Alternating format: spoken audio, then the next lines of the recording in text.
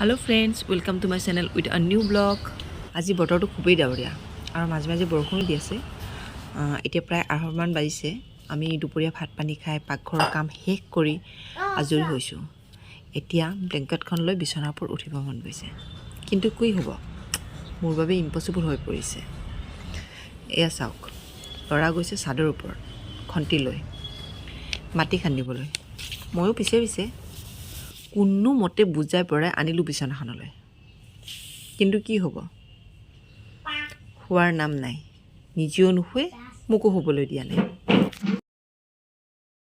এয়া আৰম্ভ কৰিলেই নহয় গাৰ ওপৰত তাৰ জিমনাষ্টিক। দেখিলেই নহয় এই বডি মাছাজটো দুপৰীয়া শোৱাৰ সময়ত সদায় পাওঁ। সেইটো কাৰণে আজিকালি দিনত হোৱা বাদেই দিলোঁ।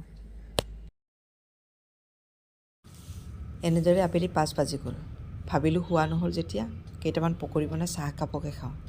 আৰু এনেকুৱা বতৰত পকৰি খোৱাৰ মজাই বেলেগ নহয় জানো? আৰু আমাৰ জুনিয়ৰে হেল্প কৰি দিছে মাক পিঁয়াজ কাটি দি।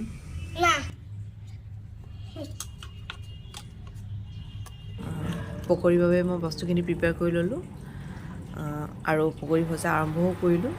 ল'ৰাই নিজৰ হৰ্লিক্স নিজে বনাই ল'লে। মোৰ পকৰি ভজা শেষ আৰু পানীও উতলিল। চাহৰ বাবে মই কাপ এটাত চেনি চাহপাত আৰু উতলা পানীখিনি বাকি দি লৰাই দিলোঁ। পকৰিৰ সৈতে মোৰ চাহ আৰু ধুনুৰ হৰ্লিক্স ৰেডি।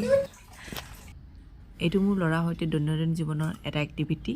যদি আপোনালোকে চাই ভাল পালে তেন্তে মোক ছাপোৰ্ট কৰিবলৈ আপোনালোকে লাইক শ্বেয়াৰ আৰু ছাবস্ক্ৰাইব কৰিবলৈ নাপাহৰিব।